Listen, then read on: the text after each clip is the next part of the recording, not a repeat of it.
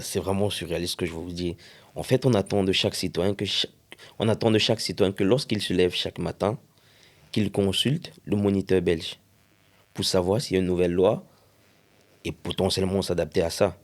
Le moniteur belge, c'est un peu le journal des, déci- des projets de loi et des lois qui sont votées par le Parlement. Mm. Non, le fameux adage qui dit nul n'est censé ignorer la loi, ça découle du principe de prévisibilité. Si on part du principe que chacun est censé connaître ses droits et ses devoirs, c'est pour pouvoir demain vous opposer une loi qui a été votée. Ça, c'est Ok. simple que ça. Parce que si chacun pouvait venir dire devant un tribunal que, en fait, je ne savais pas que telle loi existait, il y a quand même un principe qu'on va mettre en mal, le principe de sécurité juridique.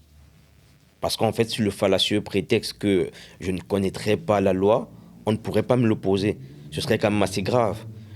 C'est vrai que ça peut paraître quand même compliqué, et surtout la Belgique avec l'ordonnancement juridique, tout ce qui est communauté, région, Wallonie, beaucoup de personnes ne comprennent pas.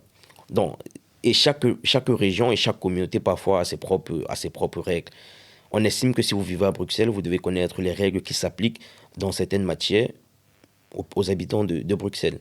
Si vous êtes en Wallonie, vous devez connaître les règles qui s'appliquent aux personnes qui habitent dans la région wallonne. Donc c'est très important chaque matin. C'est vrai que c'est pas facile. Nous-mêmes, on ne le fait pas.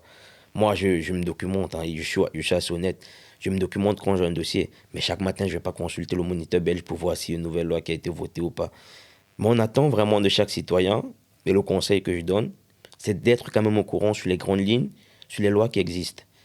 Si vous êtes vraiment embarrassé par une question, il y a le code pénal, il y a le code civil, j'estime que c'est quand même assez compréhensible.